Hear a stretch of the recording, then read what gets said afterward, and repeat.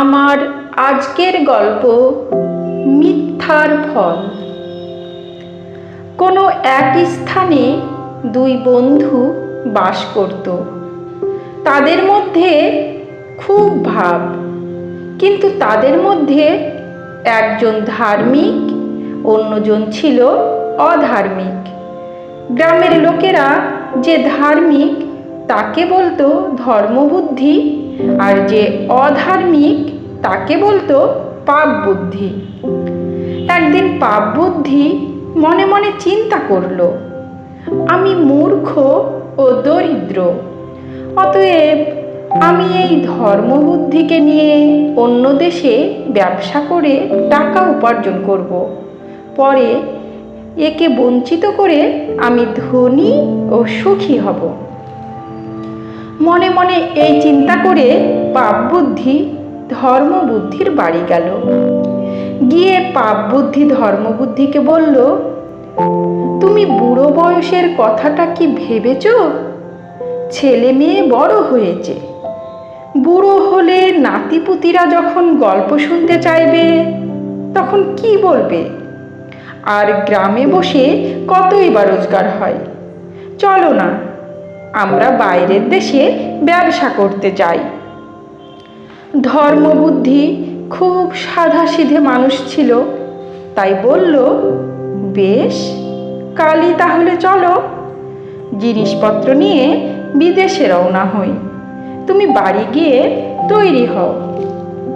পরদিন সকালবেলা ধর্মবুদ্ধি ও পাপ বুদ্ধি বিদেশে ব্যবসা করতে গেল এবং ভগবানের কৃপায় সেবার তারা প্রচুর ধনরত্ন উপার্জন করল। লাভের টাকা নিয়ে তারা দেশে ফিরতে লাগলো। গ্রামের কাছাকাছি এসে দেখল অনেক দিনের পুরনো একটা বটগাছ। দুই বন্ধুতে সেই বটগাছের ছায়ায় বসে পড়ল। বসে গল্প করতে করতে পাপ বুদ্ধি ধর্মবুদ্ধিকে বলল, আমাদের এত ধনরত্ন নিয়ে দেশে ফেরা উচিত হবে না। ধর্মবুদ্ধি বলল, তা বলে তো এখানে ফেলে চলে যাওয়া যায় না। পাপ বুদ্ধি বলল, আমার মাথায় একটা বুদ্ধি এসেছে। আমরা এই ধনরত্ন সমান দুই ভাগে ভাগ করি, তারপর সামান্য কিছু টাকা নিজেদের কাছে রেখে বাদবাকিটা থলেই ভরে এই গাছের তলায় পুঁতে রেখে গায়ে ফিরে যাই। এই কথা মতো ধর্মবুদ্ধি ও পাপ বুদ্ধি দুটো গর্ত খুঁড়ে প্রায় সব ধনরত্ন তার মধ্যে রেখে বাড়ি ফিরে এলো। গ্রামে এসে ধর্মবুদ্ধি ও পাপ বুদ্ধির সুখে দিন কাটতে লাগলো। কিছুদিন পর ধর্মবুদ্ধি মেয়ের বিয়ের জন্য টাকার প্রয়োজন হলো। তখন ধর্মবুদ্ধি পাপ বুদ্ধির বাড়ি গিয়ে বলল, চলো বন্ধু, টাকা তুলে নিয়ে আসি। পাপ বুদ্ধি বলল, চলো, আমারও টাকার প্রয়োজন। তখন তারা সেই বটগাছের কাছে গেল। অনেক খোঁড়াখুড়ি করলো, কিন্তু সেই ধনরত্ন আর পেল না। তখন পাপ বুদ্ধি মাথায় হাত দিয়ে বসে পড়ল। তারপর ধর্মবুদ্ধিকে বলল, ছি ছি, শেষ পর্যন্ত তুমি বিশ্বাসঘাতকতা করলে। তুমি ছাড়া এ ধন আর কেউ নেয়নি, কারণ গর্ত আবার পূরণ করা ছিল। ধর্মবুদ্ধি কঠিন গলায় রাগের সাথে বলল, সবাই আমায় ধর্মবুদ্ধি বলে, আমি কারোর টাকা চুরি করি না। আর দেখো, টাকা পোতার সময় তুমি আর আমি ছাড়া কেউ দেখেনি। সুতরাং এই টাকা তুমি নিয়েছো, এ বিষয়ে কোনো সন্দেহ নাই। ভালো চাও তো টাকার অর্ধেক ভাগ আমায় দিয়ে দাও। এইভাবে দুজনে ঝগড়া করতে করতে রাজার কাছে গেল। সব শুনে রাজপুরুষেরা বলল, তোমাদের কেউ সাক্ষী আছে? দুজনেই দুজনকে দোষী বলছো। তোমাদের কোনো লিখিত প্রমাণ আছে? ধর্মবুদ্ধি বলল, না, আমাদের কোনো লিখিত নাই।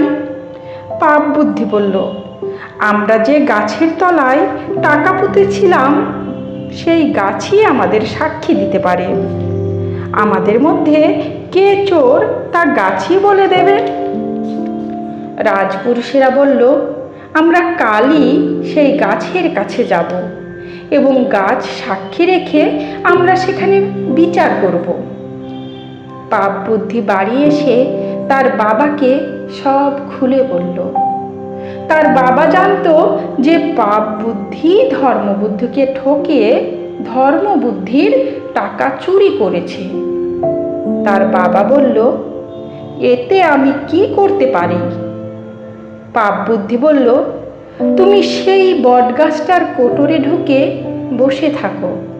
তারপর সকালবেলা রাজপুরুষেরা যখন জিজ্ঞাসা করবে তখন তুমি বলবে ধর্মবুদ্ধি চোর।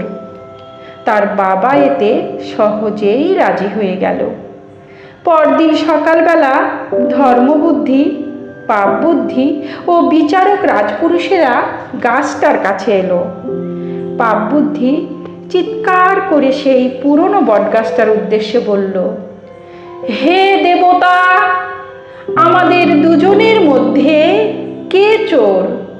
আপনি তার নাম বলুন।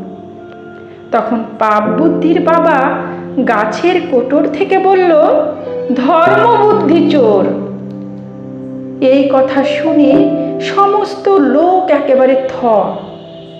তখন বিচারক রাজপুরুষেরা ধর্মবুদ্ধিকে বলল, ছি ছি ধর্মবুদ্ধি, তুমি আমাদের মিথ্যা বলেছ এবং পাপ বুদ্ধির টাকা চুরি করেছ।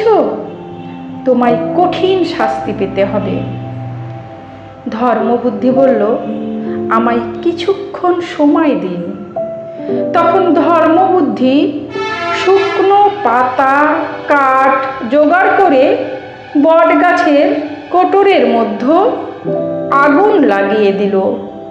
গাছের গোড়া দাউ দাউ করে জ্বলে উঠল। তখন কোটর থেকে চিৎকার করে বেরিয়ে এলো পাপ বুদ্ধির বাবা। তার সর্বাঙ্গ পুড়ে ঝলসে গেছে।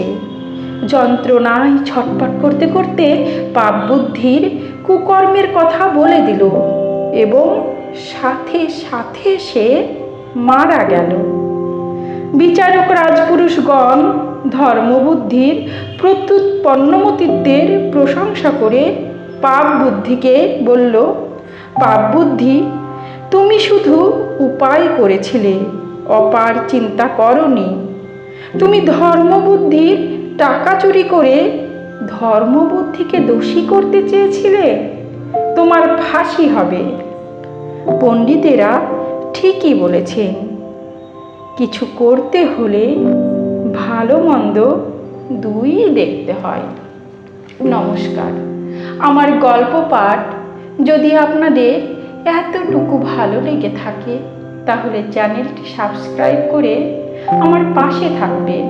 আপনাদের ভালো লাগা, ভালোবাসা ও সহযোগিতা আমার একমাত্র পাথেয়।